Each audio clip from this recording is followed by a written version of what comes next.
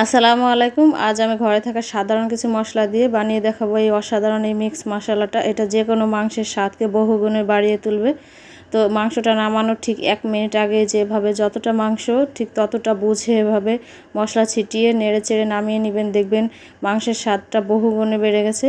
তো প্লিজ ভিডিওটি না টেনে শেষ পর্যন্ত দেখবেন। আমি খুবই সংক্ষেপে ভিডিও দেওয়ার চেষ্টা করি।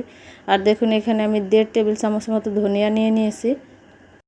এখানে ধনিয়া আমি দিয়ে দিয়েছিলাম 1.5 টেবিল চামচ, 2 টেবিল চামচের মতো জিরা দিয়ে দিলাম এবং সাদা এলাচ দিয়ে দিলাম 1 টেবিল চামচের মতো।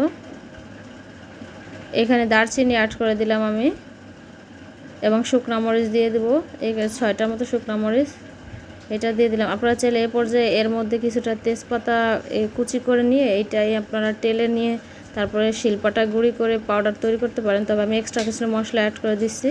এখানে লবঙ্গ এবং গোলমরিচ দিয়ে দিলাম, জয়ত্রী দিয়ে দিলাম, কালো এলাচ দিয়ে দিলাম 2টা, স্টার অ্যানিস বা তারা মশলা ওইটা দিয়ে দিলাম 2টা এবং এখানে 4টার মতো তেজপাতা আমি কেচি দিয়ে ছোট ছোট করে একটু কেটে দিয়ে দিয়েছি এবং সবশেষে দিয়ে দিলাম শাহি জিরা, যেটা ওইটা 1 টেবিল চামচ থেকে একটু কম। এটা আপনাদের হাতের কাছে না থাকলে না দিবেন, এটা না দিলেও হবে।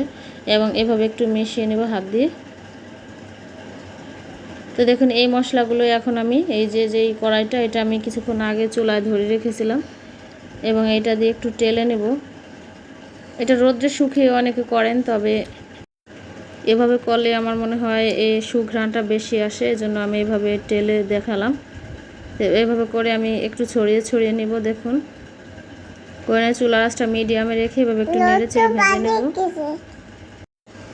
মশলাগুলো ভাজা হয়ে গেছে, এখন আমি এটা নামিয়ে নেব এবং একটা ব্লেন্ডার জাগে দিয়ে দেবো। আপনারা চাইলে এখানে ব্লেন্ডারের পরিবর্তে ঠিক এই একই রকমভাবে করে শিলপাটাও বেটে নিতে পারেন। বেটে নিয়ে তারপরে চেলে নিলে একদম খুব স্মুথ একটা পাউডার পেয়ে যাবেন।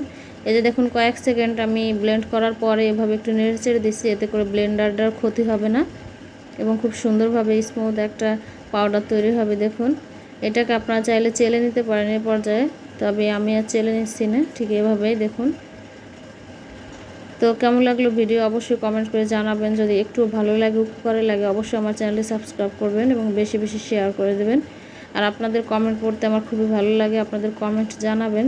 তো আজকের ভিডিও এই পর্যন্তই। আল্লাহ হাফেজ।